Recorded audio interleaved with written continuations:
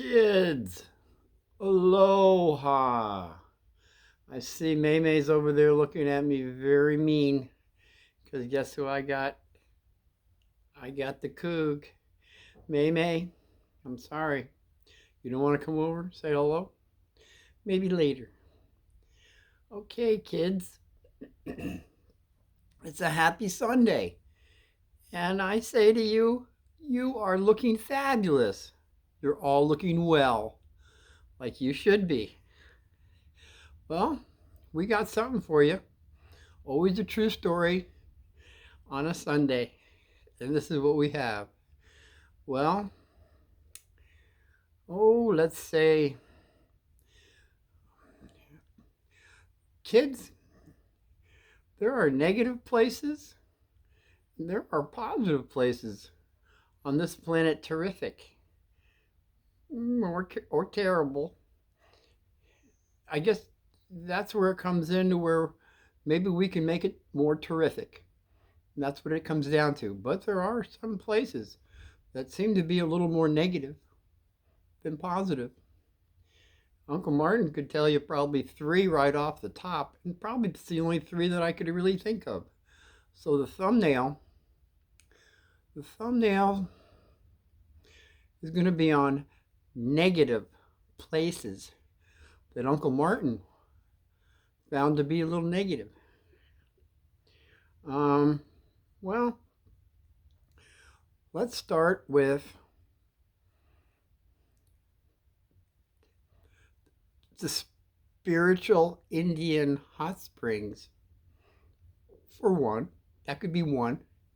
See, when the shaman medicine man said, he said, I guess it was the first day that I met him. After what I told you in the past, we were at the springs. I was at the 119 degree pool. It was the hot one. Well, not hot, but 119 degrees. I'll go into that some other time. But he said, when we were sitting all around there, he said that these springs, these Indian hot springs, will give healing for 3 days. And then after 3 days, it doesn't give you any more healing. It gives for 3 days. Gives you healing for 3 days. Excuse me. And he says after 3 days, it takes from you. And he said how he knew that was because that's what Geronimo said when he married his wife there. That's all he said was his wife. Now, I don't know if it was Alope or Azul. He had 2 wives. He never mentioned the name. But he did marry one of his wives there. And that's what Geronimo said. And I know I can feel people out there saying, Geronimo? What does he know? Well, Geronimo knew quite a bit, kids. Geronimo he had influence over the Apaches. He definitely was known to be, he fought with Cochise, but he was never really a tribal chief. But he was known, the Chiricahuas knew him as a shaman, which is a medicine man. And he was known to slow time, heal the sick, avoid bullets, tell of events before they even happened, and also to see things many miles away while they were happening. And this is all documented by different Indians. So that would be Geronimo having a little bit of, as they say, savvy, understanding of these particular waters at the hot springs that Uncle Martin was for 1 year. But that's the funny thing. I never heard that story, but before he got there, I never spent a night in that 3-story Victorian house hotel. I never spent the night there. I was always off the land, and I might as well go into that. Why not?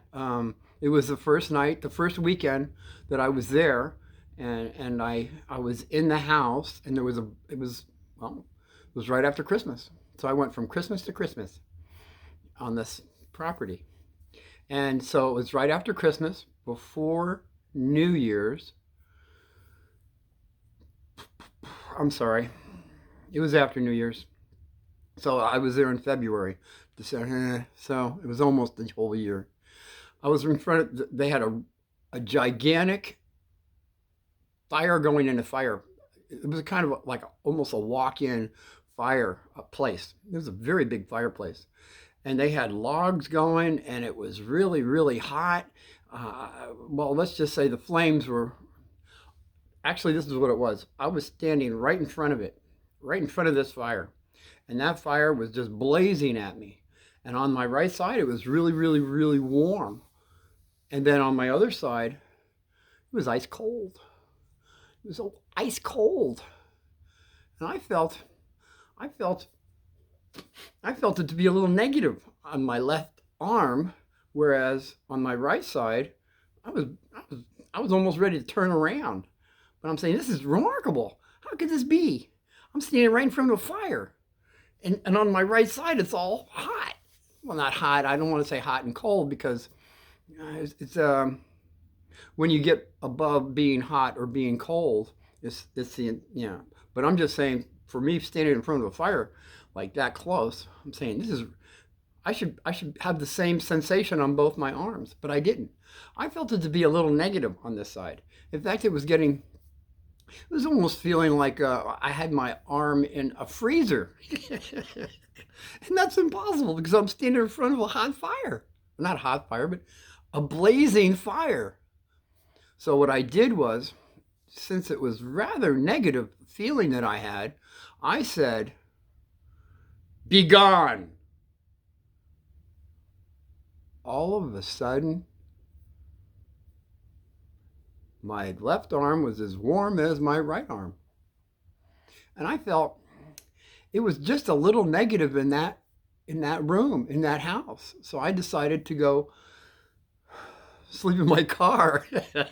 I had my 67 Camaro, fantastic car. Anybody knows about 67 Camaros, they're fantastic, and they're worth some money now. I could probably kick myself for letting that go for $200, but that would be another story. That was when I was going to jail. I was just letting good things. Yeah, Uncle Martin went there, and that'll be a topic somewhere down. Put it on the back shelf. It'll be on the episode jail. I copped to it. I did something wrong, kids. And when you do something wrong, what you do is you throw yourself on the mercy of the court. Just put that on the back shelf. It is a fantastic story. I can't wait to get to. So I didn't think much of it. I went to sleep in my car. And the next morning, when we all sat around in a big circle, the whole gang, the whole folks that were all living in the hotel, we all did this circle thing. We blessed our food, and everybody went around and gave a blessing on the food. And after the blessing of the food, we all ate. It was all raw food, because they were going for breatharian. And somebody said, "How'd you sleep last night?" And I said, I slept fine. I was out in my car. You didn't sleep in the house? You didn't sleep? I said, "Nah, I just felt like sleeping in a car." And one gal that was upstairs, I think on the 3rd story, she said, "I had the worst night's sleep I've ever had in my life." And as a matter of fact, about midnight, and this is when this sensation was happening on my left arm. She says, I felt something really heavy on my chest, like I couldn't get up. And it was terrible. I couldn't sleep. And it was just she had a real bad experience on some negative situation, which I'm saying, kids, some places have negativity that you don't even realize. And that's where you have to have your circle of white light around you at all times.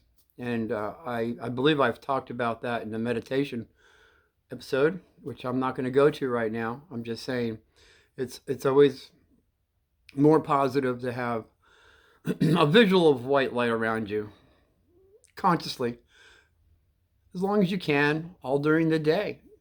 This is a fantastic little session we're having here, just to think about how it is important to consciously think of white light around you at all times. That's all Uncle Martin's saying at this time. So the hot springs is a place that I will get back to on down the road, but I have to say the negative places that seemed to be a little negative for me, and when I found out from the shaman that it gives for 3 days and it starts taking afterwards, I could see that that could happen. The next place was, see, the shaman always gave us tests. I didn't even get into all of them, but at the end when we were saying goodbye, he did have a big vehicle that he had, like a trailer that pulled his mules.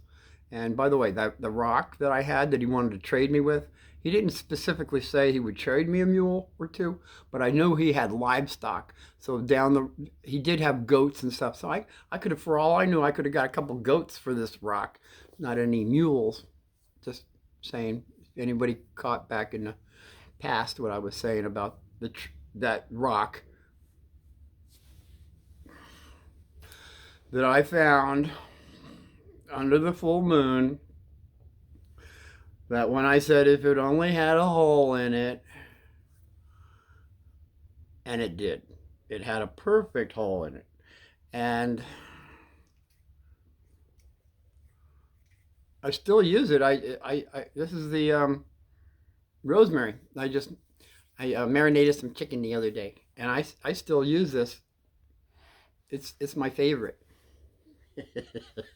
So when I found that he wanted to trade and I couldn't, because for me that was a talking rock. It was talking to me. I mean, I knew there was a hole under it even before I saw it. So he knew that I was leaving for back to Phoenix, and it was pretty much the last time I was going to see him. I didn't know that, but he said, I got to bring you guys somewhere. I got to bring you. So I loaded up my my Camaro, and we followed him to a spot where he said we were going to camp out. So we camped that night. They had the drums. They were playing the drums, and I don't know. I went to sleep real fast. Everybody went to sleep pretty quickly, except him and his Chila. They were just banging around on the. One had a flute, one had a drum, and we just went to sleep. And when I woke up, they were making chapatis. It's a little round cake that you make out of flour and raisins, nuts, and stuff. And it's basically, Indians make it a lot. It's probably the stuff that Jeremiah Johnson's girlfriend was making that he was spitting out. But these were tasty. They were little round cakes that the fire has to be totally coals, like white coals, ash, and you make them right on top of that, and then you flip them. Oh, they're fantastic. They're very tasty, I guess, if you have the right cook doing it. So we had some of that. That was our breakfast. And then Miguel says, did anybody have a dream? And it was just another fella and myself that, yeah, I had a dream. And he says, yeah, I had a dream. So he told him his dream. And then he says, what about you? Looking at me, what about you? I said, well, I had one of the worst night's sleeps I've had in a long time. I said, I felt like I was in the middle of a war. I was like, I was fighting somebody, and I was fighting all night. I don't know who I was fighting, but it was like a bunch of people all around me, and we were in this war fighting. He says, "Oh, did you know? Did you know that there was a massacre here?" I said, "No, I didn't. It was the cavalry from down south. It would have been, well, there's Tucson. Thank you. Tucson cavalry had apparently had a massacre with some Indians there on the very land that we were sleeping on. So it was interesting and that was one of the dreams that I had. The other dream was a spider that wanted a gun. How crazy is that? That's the most ridiculous dream you've ever had. A spider wanting a gun. Yeah, it just so happens, kids, dreams do come true, and I'm going to have absolutely an episode on defining the dreams. I promise I will. In this particular instance, the guy that had the other dream had to go back to Phoenix. So I said, yeah, come on along. We'll go for a ride. And then there was another guy. His name was Joaquin. He was another Indian fella, and he had his girlfriend. So I had Joaquin, his girlfriend, and this guy that had the other dream.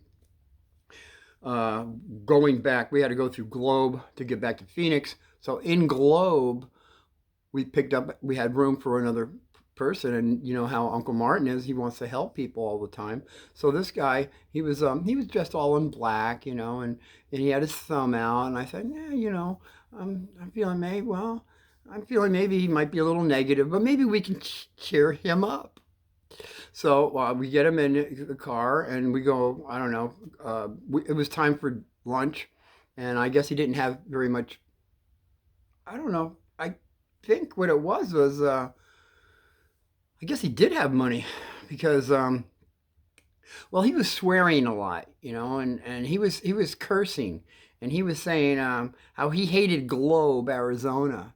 In fact, he said he was in that very spot for 1 week, a whole week in that same spot. He was hitchhiking and no one would pick him up. We were the first ride he had in 1 week. I thought, wow, what's the chances of that ever happening? So we go and stop off at the diner, and we had our food, and then I forgot to tell you, the other guy that had the dream, we were the only two dreams. The other fellow, he said that he had a gun and that he wanted to sell it. All right, he did say that. So now he had mentioned that he was thinking of selling the gun, and this guy that we picked up as a hitchhiker, he got really excited, and he said, I must have that gun. I'll buy it from you. And I think about that time I kicked the other fellow with the dream, because I had already told him the other dream that I had about the spider wanting a gun. And he looked at me, I looked at him, and he knew exactly. He says, well, I think I'll hold on to it a little bit longer. See? So so that was an interesting situation there. Boy. So we have the Indian Hot Springs is one. Two would be the massacre that I had that I dreamt about. I'm saying as negative areas, negative energies, and by the way, that area that I was sleeping in, I never saw it before, even to this day. There was an oak tree and a saguaro cactus side by side, and they were hundreds of years old. As we know, saguaros go hundreds of years and oak trees go hundreds of years. But I never saw an oak tree and a saguaro cactus so close to each other, even to this day. I don't know. Anybody else out there seen something like that? Write me a note, please. So the third place that I'm going to say is Point Mugu Rock. It's on 799 East Highway in California. I didn't know really that it was negative until what happened to Uncle Martin. prior to that, I knew in 1972 that, well, I talked about my cousin Jim in episode 48, Dreams Come True, what happened to us, how that happened. But cousin Jim's brother, Tom, so my cousin Tom, he told me when I went out and visited him in Oxnard that he broke his leg at Magoo Rock. I just had that on the back shelf. Yeah, things happen, things happen. But then I found that a Boeing 707 hit the side of that rock. And as I did more research, I mean, since I wanted to have something for you kids about negative places, maybe you want to be really very careful about when anybody going through Highway 101, 799 Pacific Highway, Point Magoo Rock, because since this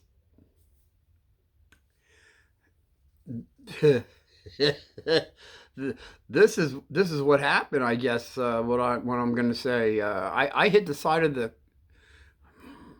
I was driving, and it was like I hit a wall of sleep or something because my eyes just closed, and I guess I went to sleep for a couple seconds or something because the next thing I heard was, and it was I was hitting the side of the Magoo Point Rock. And then I immediately, when I opened my eyes, all I saw was a mountain rock that was making terrible sounds on the car that I had to borrow because it was an emergency. And that's what I'm saying, kids. You never borrow anything. I don't even care if it's an emergency. If you wreck it, things are you can take. There's consequences, is what I'm saying. So I immediately turned the wheel too quickly, and I rolled 7 times, stopping just before I went over the cliff. Now, I didn't know this. That was the other thing. During that time of rolling, I felt the wings. I mean, I'm bouncing all around in a car, but I felt these wings around me. Literal wings. I'm going to have to say it. It was definitely an angel. When it stopped on its side, the driver's side was down. I could see through the window. I'd cut myself over my eye, top of my head, and 2 gentlemen. One was kind of he was kind of an Oriental fellow, speaking perfect English, and he put his head in, and he grabbed one of my arms, and another fellow grabbed my other arm, and they said, "You got to hurry up and get out because the car's on fire." And they pulled me up through the window, and while they're doing this, the fellow that was on my right side, he said, "That is the most amazing thing I ever saw. I was right behind you, and I counted 1, 2, 3. You rolled 7 times. Isn't that very spiritual? 7 keeps popping up." So he's saying how this is the most remarkable thing he ever saw and all that. And then the police came and asked why was I in this vehicle that was a fire. It was not a fire engine, but it was a fire vehicle that I had to go somewhere, and it was an emergency. And that's what I'm saying, kids. Doesn't matter if it's an emergency or not. If you borrow someone else's car and you wreck it, there are consequences. But yet, the police officer kept saying to me, he's saying, "Were you the hitchhiker?" I said, "No." And then he said, "I bet it was," and he named some guy's name that was the driver. I said, no, I was the driver. See, I was telling the truth. And that's what we should always do, kids, is tell the truth. It's just when you throw yourself at the mercy of the court, sometimes you can go to jail. And even then, my parents said that they would put money up to get a second mortgage so that I wouldn't have to go. But I don't think you really realize who Uncle Martin really is.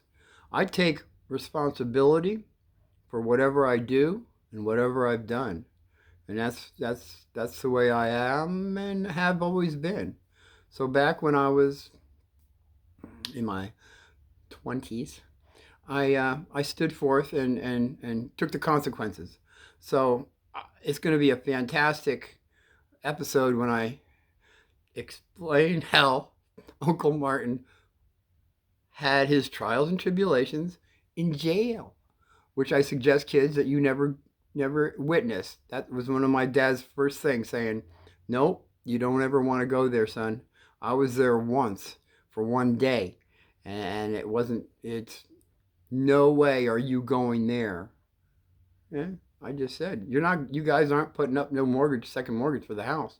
I am going to throw myself at the mercy of the court. So I went to California, back to California, and went to trial and ended up serving a little bit of time, which will be under the episode Jail. But not right now, because I had to give you kids something to think about. There are negative places on this planet that you have to be very careful of. And that's why I'm saying you have your circle of white light around you, and things will always work out better. I was, oh boy, I was doing so many things that the angels protected me. That's why I'll have another segment on angels, on so many other little stories that I can give you on that. All I'm going to say is I know it's getting close to your bedtime right now. You shouldn't be up this late. I got to tell you that before you do go to bed, you always want to ask your guardian angel for your protection, for your family's protection, for everyone that in your family for their protection, and also throw out there for all the poor souls that are here on this planet Terrific, and all the souls that are off the planet Terrific that might need a little prayer to come closer into the light. And I would go as far as to say, you can, kids, you are mighty beings of light, as I've said in the past, and your heart flame is so big and so loving that when you ask the angels to do something, they immediately go and do it. So I would say just to extend the prayer to something like, oh, angels of light, I would wish you to go this night to Taiwan and to the Ukraine and help all the little children that need help this night and protect them and their families. Something short and sweet from your heart flame, and ask the angels to do this, and they will, because that's the way it works. You have to ask the angels, and they go right to the place that you ask them to go. So, until we see each other again, which is next Sunday, I want everyone to have victory and peace until we see each other again. Aloha until next Sunday. Be well.